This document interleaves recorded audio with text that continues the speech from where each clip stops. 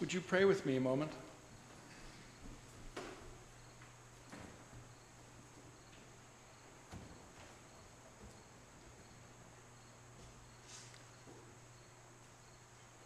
O Lord, open my lips, that my mouth might show forth your praise.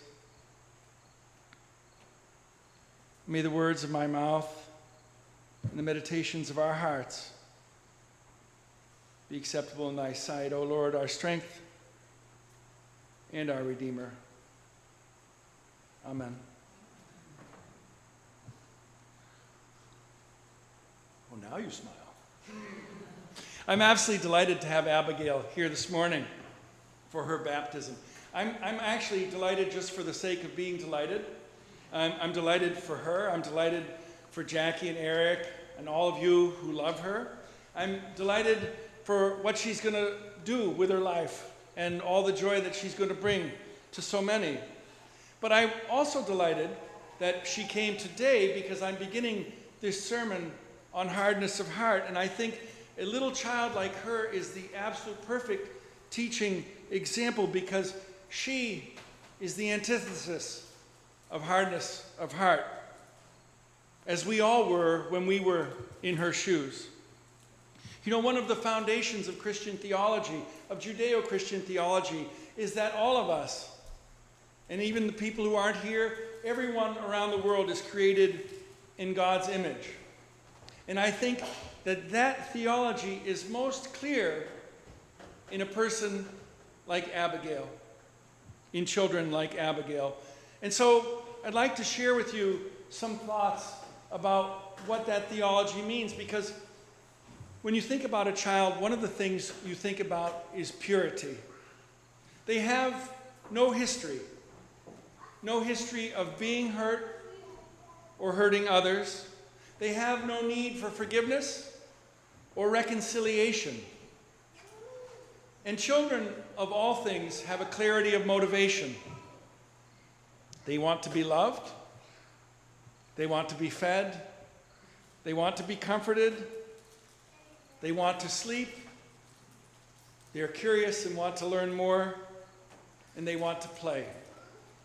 And in some cases, it might seem self-centered, babies, like they want your undivided attention, but there is no other way to be a baby. The other thing that makes children such a great example in her is the enormous possibilities that lie before her. No doors of her mind or her heart or her spirit have been closed yet on her. Babies are also vulnerable and fragile. They need to be protected. They need to be cared for. They need to be loved. And as we've seen, they're emotionally transparent and vibrant. Babies don't pretend. They are what they are. They laugh when they want to laugh, and they cry when they want to cry. They giggle when you make silly faces. And whatever's happening, it can change very quickly. But they don't tend to get stuck where they are. They let go and move on. They're honest and genuine. And as you've also seen, babies are always beautiful. Even the goofy-looking ones. And I know you say, how can he say that about goofy-looking ones? But I could bring my baby pictures here this morning to show you evidence of that. My hair grew in a mohawk at first, straight up, and I had big ears. And everything seemed to have worked out over the years, but my parents, from the first moment, saw beauty there. And finally, thinking of my own experience with babies, there are those moments where we see ourselves in their faces.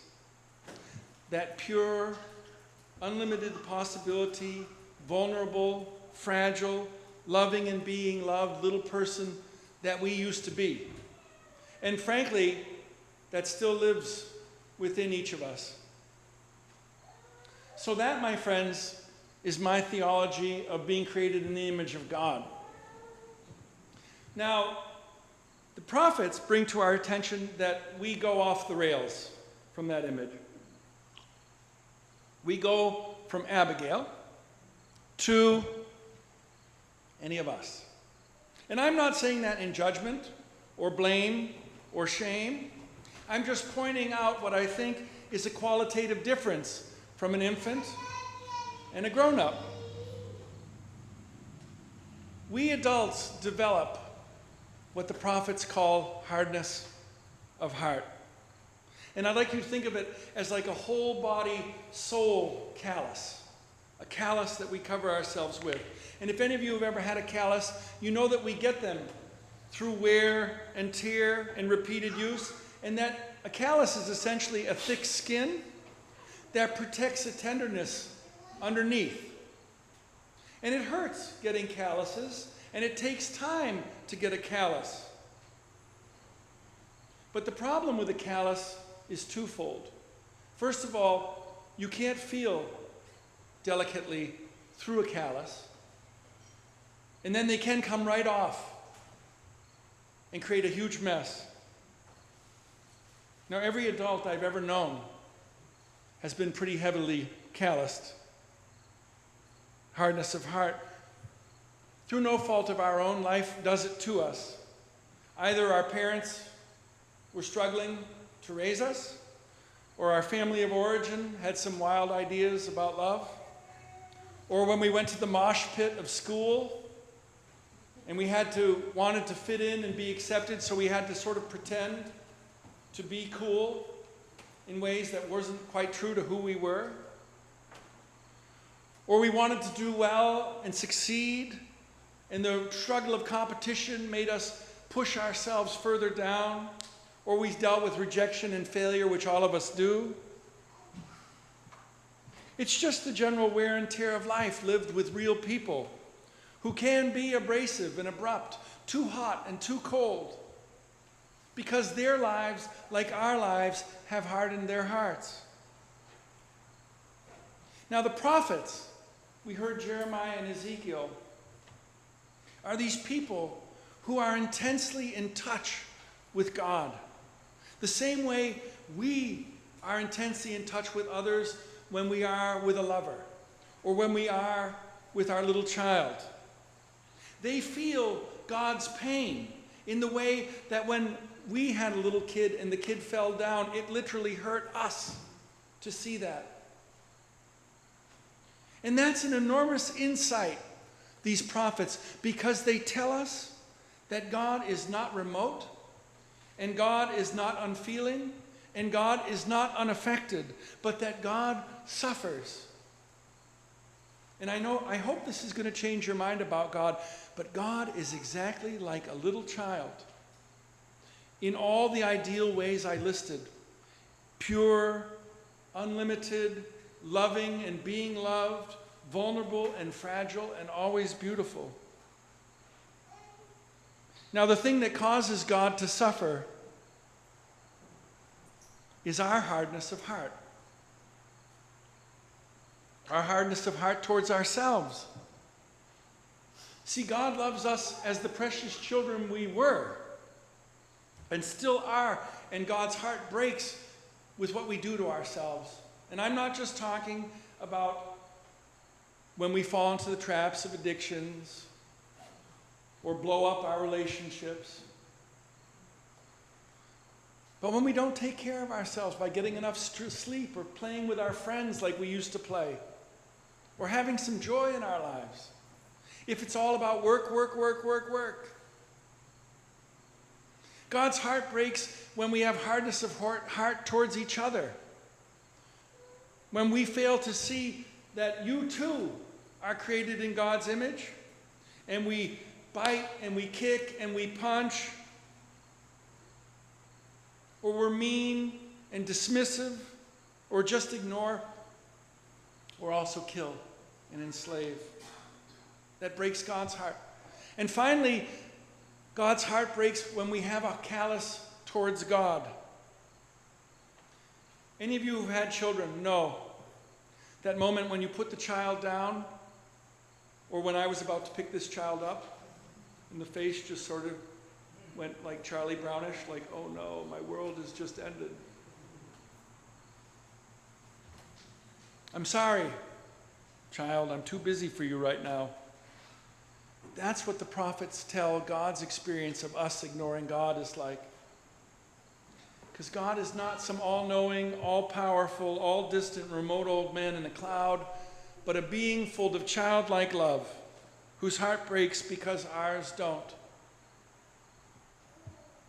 And that image of God is what the prophets and Jesus call us to live out in our lives. Which, if you really hear what I'm saying, might be provoking enormous anxiety in you right about now. How can anyone possibly live as a grown-up as a child? It goes against everything we've learned about how to make our way in the world, how to take care of ourselves, how to protect ourselves, how to make a living. If we were to live as children, life would swallow us whole or chew us up and spit us out. And yet, my friends, that's what I'm going to be talking about this fall, because that is the project of being God's people. That we try to live it, starting with our most intimate relationships. Remember when your mother said to you and your siblings, no biting or kicking, right? And then creating a community like this church, where it's safe for us, of all places, to be that person, that loving person. And then to welcome others, like Abigail, to be with us, to slip off the calluses and the hardness and expose our hearts. And then finally, to reach out to the world that needs love, in the same way we reach out to our babies and our children. You know, you never lean over the crib and say, "Don't cry, baby. Your mother and my prayers and thoughts are with you." You reach down and pick the child up and give the child what the child needs. And that is what God calls us to do as God's people, to the folks at Family Promise, to the folks at A Place to Turn, to the folks in the center of town and wherever. Because Jesus didn't say, "Let the most high-functioning, accomplished, socially adepts come unto me."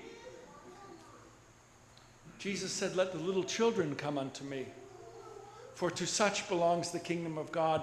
And we must become as children to enter in. Amen.